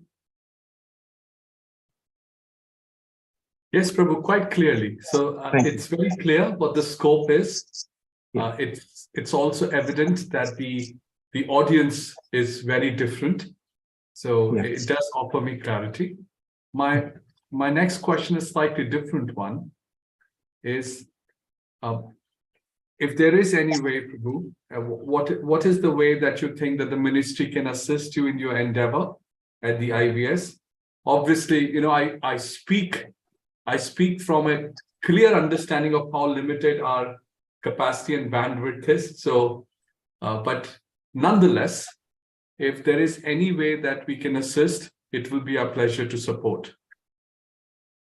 Thank you. That was incredibly kind of you to offer, Prabhu. I think there are three things I have in mind that the Vaishnavas gathered here and the ministry could do. The first is to offer blessings, right? That nothing compares to Vaishnava blessings, and is the most important thing that keeps us running. If it wasn't for the grace of Bhagavatas, we would be here. And in the 1970s, this is the second point, Srila Prabhupada was very interested in having an establishment of the Graduate Theological Union. And for a brief period, the Institute for Vaishnava Studies was a part of the Graduate Theological Union. In fact, I've heard from senior devotees that Srila Prabhupada was trying to step outside of ISKCON management to finish his books, staying at the GTU, and he was in regular conversation with Professor Stilson Judah. Now, I think the time is mature for that conversation to start. There's already the Center for Dharma Studies. They're interested in having the Institute for Vaishnava Studies as a part of the GTU. This has been Srila Prabhupada's dream. And so maybe at another occasion, you and I can speak and we can discuss the steps that is required to move forward. The third thing is the journal. The journal is the Journal of Vaishnava Studies is the oldest journal in the field. And compared to other religious traditions, Vaishnavas are quite big, and we have this only one journal, which was about to die in 2020 in the middle of the pandemic. And somehow we were able to raise some funds and keep it going, right? But we really need devotees to support this by subscribing, by sponsoring copies for organizations, if they're at universities, to sponsor, to purchase copies for their schools, and also to read it regularly, to write for us, because this is the heart of reaching out to the leaders and thinkers of society. And if we think about it, one of the origins of the Hare Krishna movement was Srila Bhaktivinoda Thakur sending his books to universities. He sent his books to Harvard, Chicago, Berkeley, McGill, Oxford, Cambridge, and to people like Emerson. Right? And so when Srila Prabhupada came to the West, he also wanted to focus on the leaders and thinkers of society. Right? And this, the kind of work that we are doing is being accepted by the think tanks of the world. And so this is a niche program. And, we are not doing Bhakti Shastri. We are not doing new Bhakta programs. We're not, because there are so many wonderful devotees doing that very well already. But there aren't enough devotees who are coming to, reach out to these think tanks around the world with the message of Vaishnavism, right? And so the journal is the main organ, the instrument through which this is happening. The conferences are the main instruments through which this is happening. And we would love to partner with the Ministry of Education to further this goal.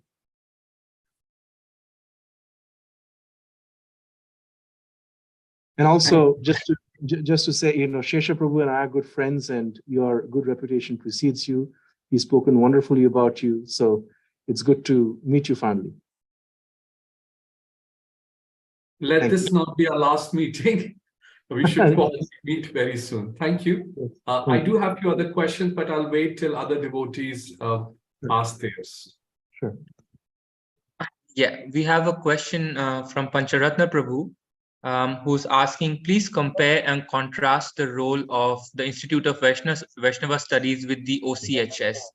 And he's also asking, how do you connect with the OCHS? I don't know whether that is something that you would be comfortable fielding, but maybe you can. I'm absolutely comfortable speaking about that. First of all, I owe my academic career to the OCHS. I was a student at Mansfield College at Oxford, and OCHS was my home. I used to go there 2005, 2006.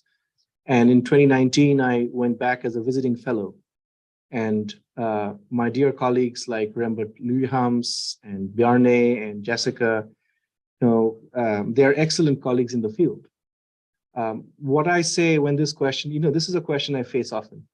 I say that there are not just, one department of mathematics on planet Earth. There's a Harvard, math department. There's a Chicago math department.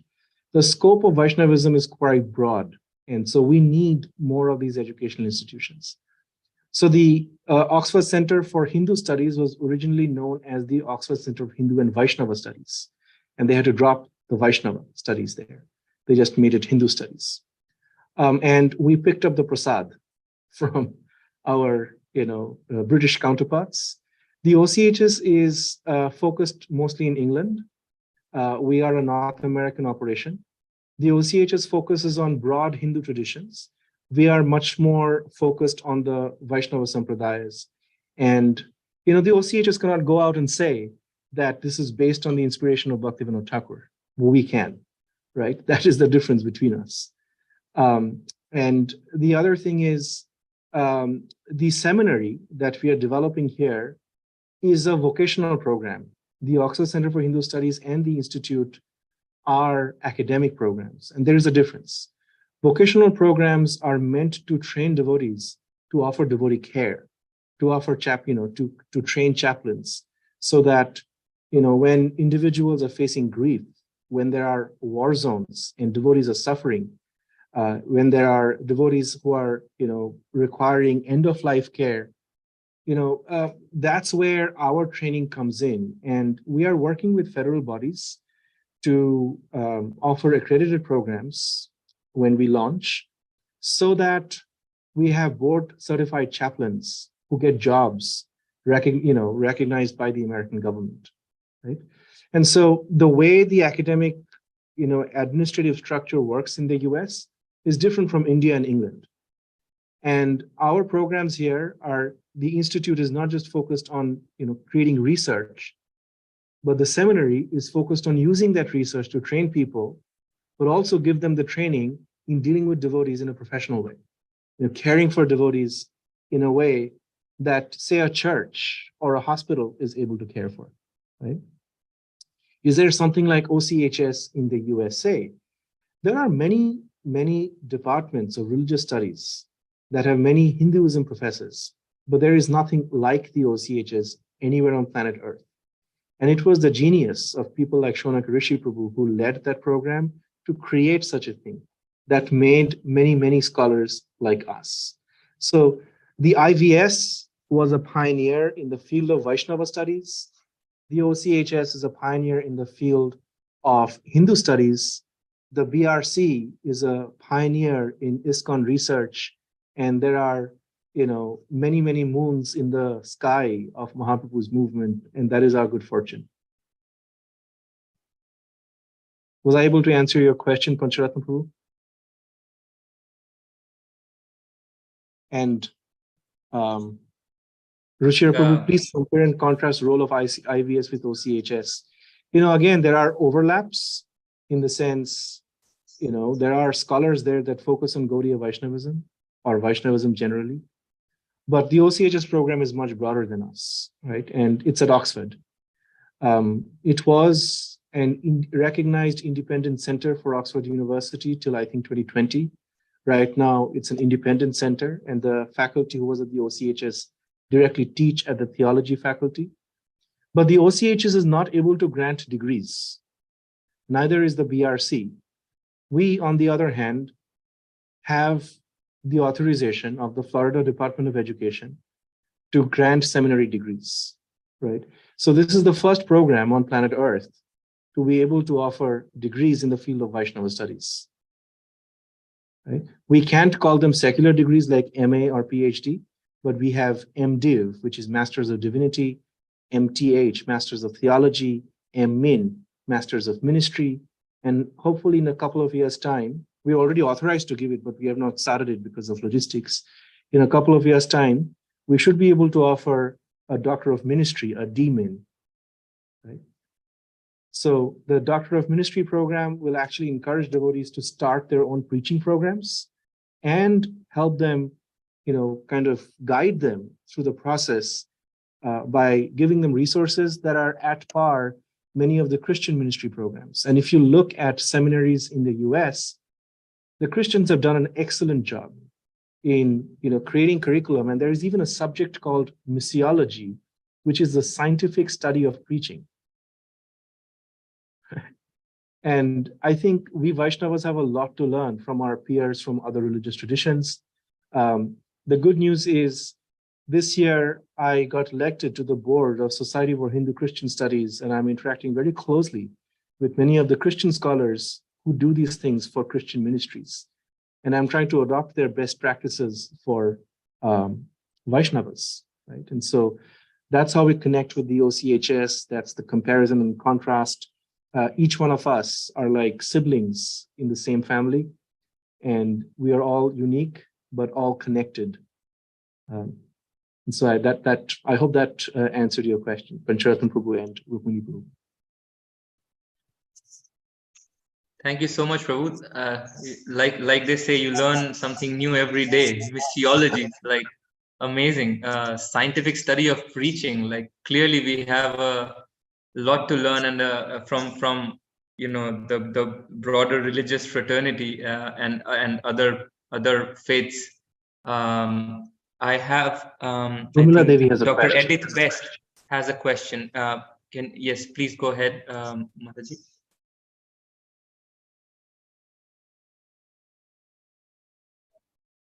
You would have to make Urmila Mataji, you have to make her unmute because she may not be able to do it herself. Let me try to do it.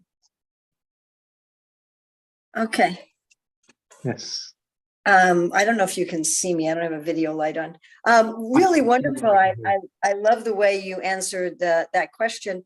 So I'm wondering about Bhaktivedanta College in Budapest, which has been offering fully accredited bachelor's and master's degrees in Vaishnava theology for a very long time.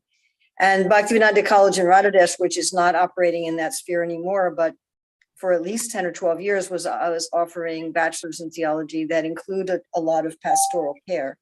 But especially in Budapest, where both bachelor's and master's, specifically in Gaudiya Vaishnava theology, that was an academically, both an academic degree and a professional degree. So I was just wondering, what's the relationship of your program to those programs? I think you and I had a brief conversation about this when we got started. They're a great role model for us. I think these kind of programs need to be there more often in different parts of the world. If you look at the demographics of various Vaishnavas, right? These are like little drops in the ocean, in the desert. And so, I have a lot to learn from that program. Thank you for connecting with some of the devotees who are running it. The US situation is a little different, I believe, from the accreditation process in Hungary. And so we have kind of blazed our own trail in that regard. But in terms of the overall curriculum, what they're doing, it's very inspirational. In fact, I met Krishna Leela Prabhu, who teaches there from time to time. She's a filmmaker. And she was telling me a little bit about that actually day before yesterday.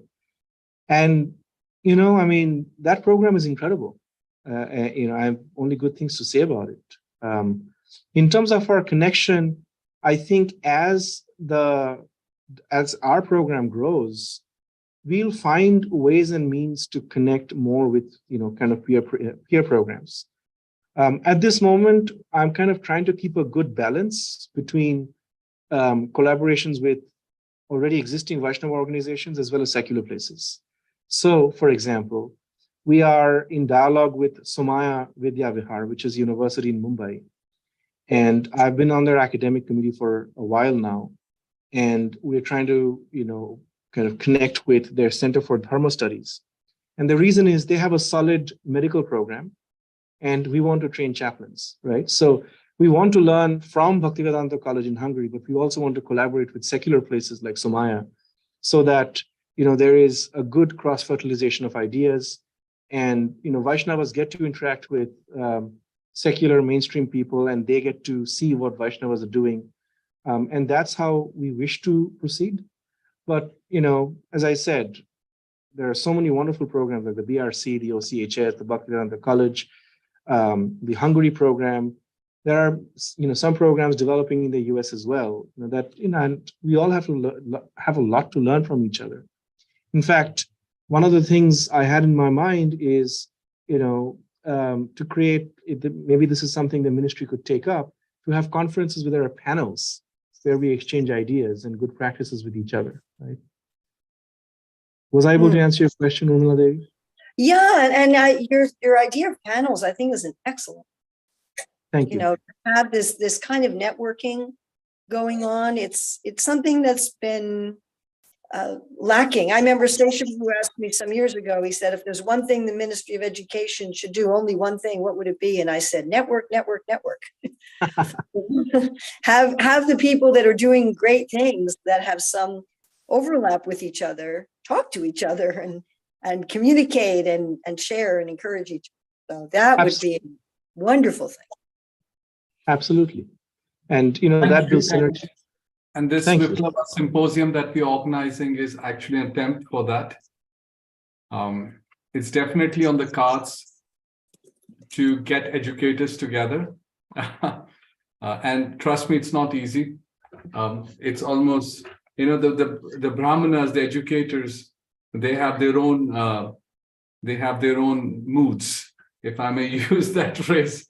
But we will try our best. We'll try our best.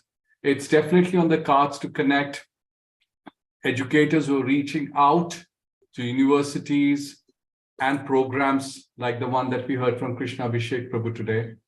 And we'll work on this in the coming year. Thank you. Thank you so much, Krishna Abhishek Prabhu. I'd like to thank you on behalf of the ministry. And I also request now Venu Gayak Prabhu to please bring this session to a formal closure.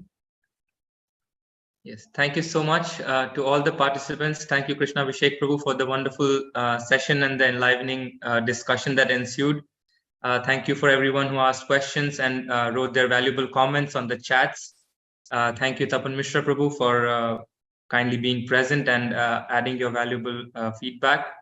So with that, we come to the end of this session, but there is one more day to go. So I kindly request everyone who participated today to please join us back for a session tomorrow. It starts 6:30 a.m. India time. I welcome you all, and I hope that you're all here again tomorrow for another enlivening session. And so with that, I bring this to a close. Vancha kalpatarubhyascha kripa sindhubhya eva cha patitanam pavanebhyo vaishnavebhyo namo namaha. Hare Krishna. All glories to Srila Prabhupada. All glories to Srila Prabhupada. Hare.